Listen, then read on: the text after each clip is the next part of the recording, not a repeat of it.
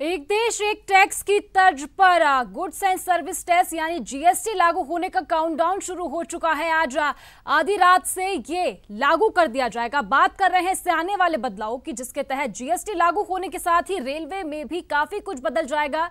ये बदलाव देश के करोड़ों रेल मुसाफिरों को प्रभावित करने वाला है। 1 जुलाई से क्या खास बदलाव होंगे, देखिए इस रिपोर्ट में।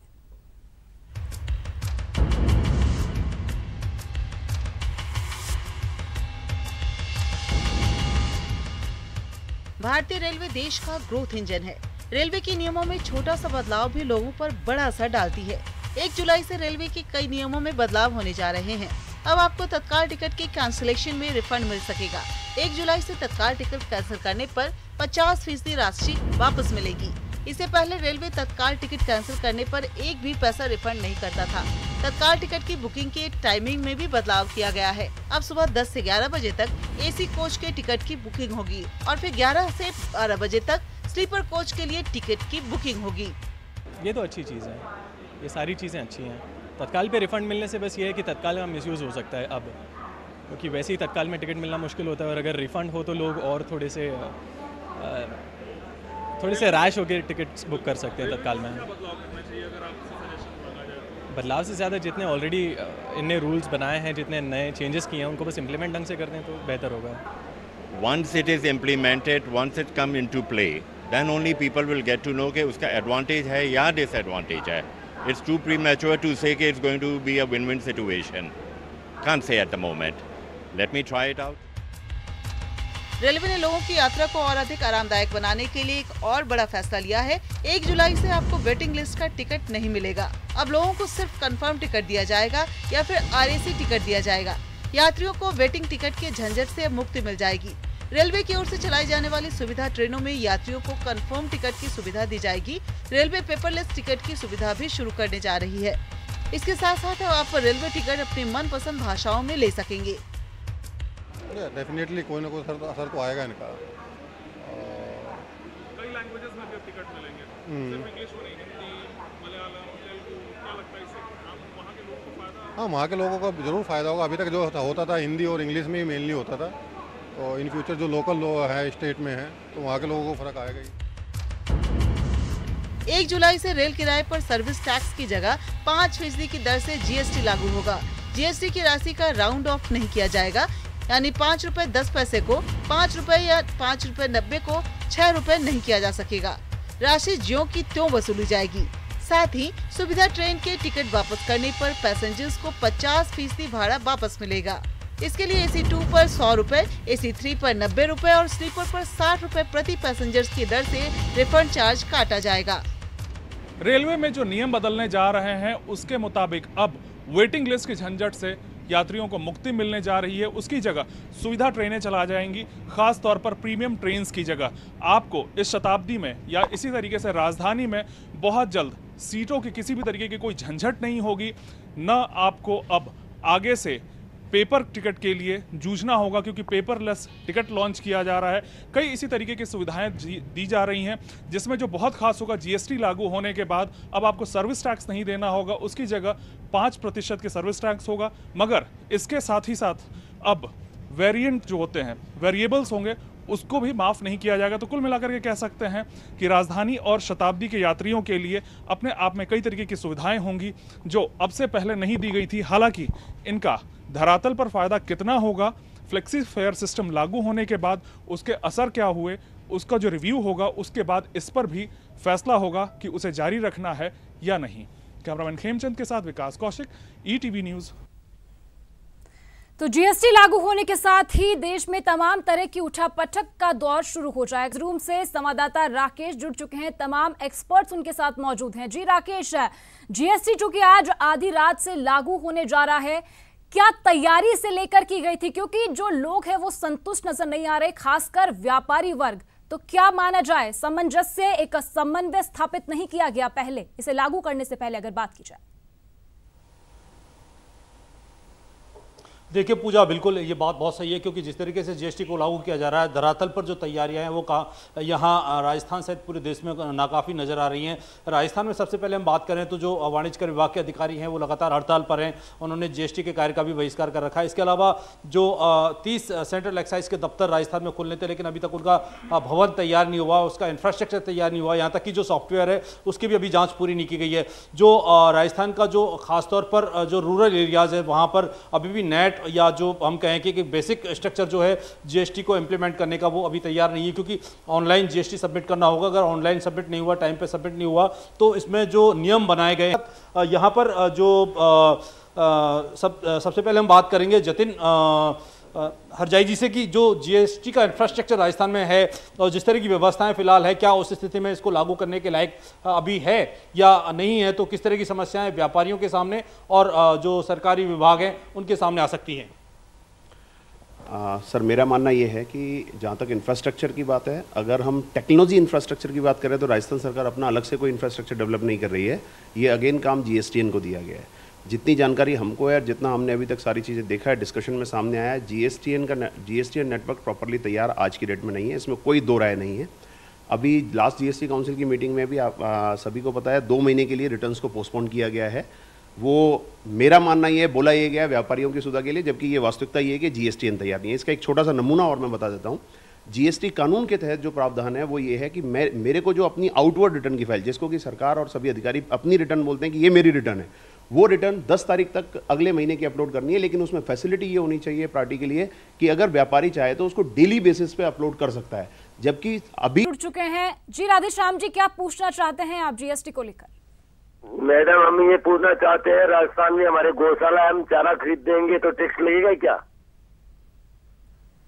राकेश, आपने सवाल पूछा, सवाल यहाँ पर सुना, हमारे दर्शक ने सवाल पूछा था, आपसे जानना चाहेंगे जो तमाम एक्सपर्ट आपके साथ मौजूद हैं, क्या कुछ राय है उनके सवाल का जवाब?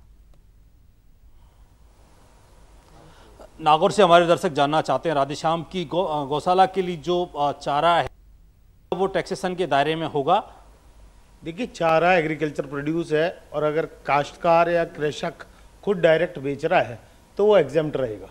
लेकिन अगर वो मंडी के थ्रू जा रहा है और एग्रीकल्चर प्रोड्यूस होने की वजह से उसमें एग्जेम्पशन रहेगा और इसमें गौशाला में ये फायदा रहेगा। जी, इनका कहना है कि अगर एग्रीकल्चर मंडी के थ्रू जा रहा है तो उसमें एग्जेम्पशन संभव है, लेकिन कुछ सर्टेन कारण में उसमें टैक्सेशन भी पॉसिबल हो सकता है। हमारे एक और दर्शक शिवराज हमारे साथ जुड़ चुके हैं। शिवराज जी, क्या सवाल है आपका?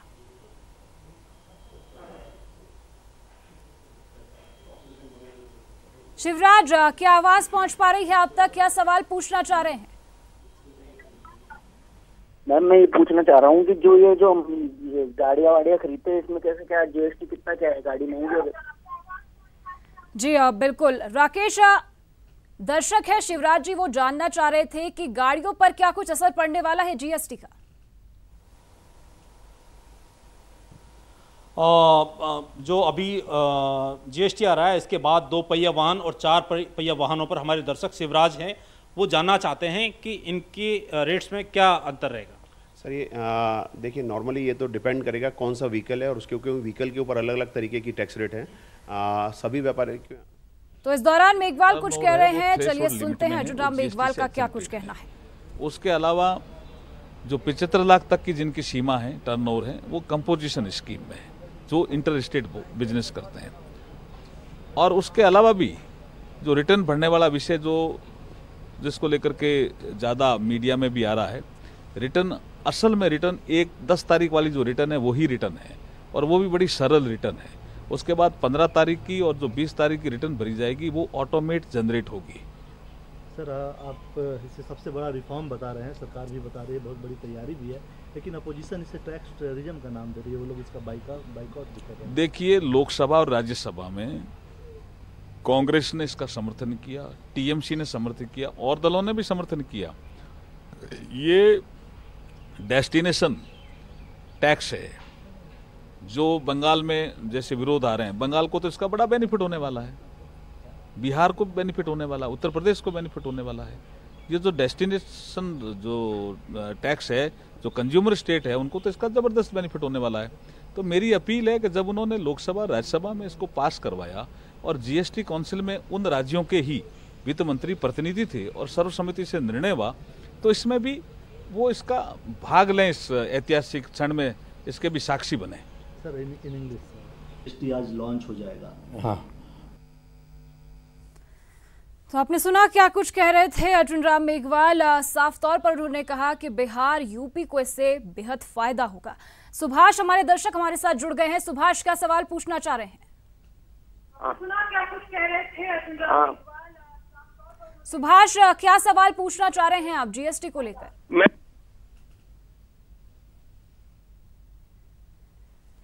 संपर्क यहाँ पर कट गया है। राकेश, जो तमाम परेशानियां हैं वो किसानों से जुड़ी हुई ही सामने आ रही है, क्योंकि एक सबसे बड़ा मुद्दा यह है डिजिटलाइजेशन की ओर देश को बढ़ाया जा रहा है। ये एक अच्छी बात है, लेकिन जो तमाम किसान वर्ग है, जो पढ़े लिखे लोग नहीं हैं, अभी तक कंप्यूटर इस्तेमाल करना नहीं जानते हैं, उनके लिए बेहद परेशानियां आने वाली है।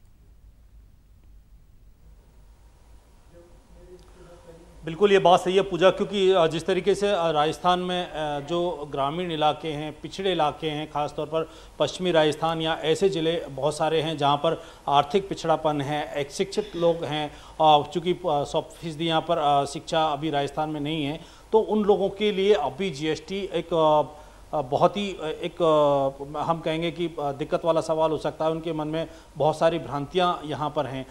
जो लोग हैं, सबसे पहले उनको जीएसटी के क्या कानून हैं, क्या वो दुकानदारी, अगर कोई छोटा बड़ा अगर कोई दुकानदार है उसको खुद ये नहीं पता कि अगर वो कोई माल बेच पा रहा है नहीं बेच पा रहा, उसके पास जो स्टॉक रखा हुआ है उसकी अगर समस्या आती है तो उसको भी कानून के जो प्रावधान है उसका सामना करना पड़ सकता है। हमारे साथ इस मामले पर बातचीत करने के लिए जो पंकज घिया हैं, पंकज घिया जी, अगर जो ख़ासतौर पर जो रूरल एरियाज में छोटे व्यापारी हैं, किसान हैं, या जो इस तरह के लोग हैं, वो अगर इस तरह के व्यापार में जो करते हैं तो उनको किस तरह की समस्याएं जीएसटी के दौरान आ सकती हैं जो जीएसटी के नियम कानून से जानकार नहीं हैं? देखिए, जीएसटी के नियम कानून तो जानकारी करनी पड़ेगी।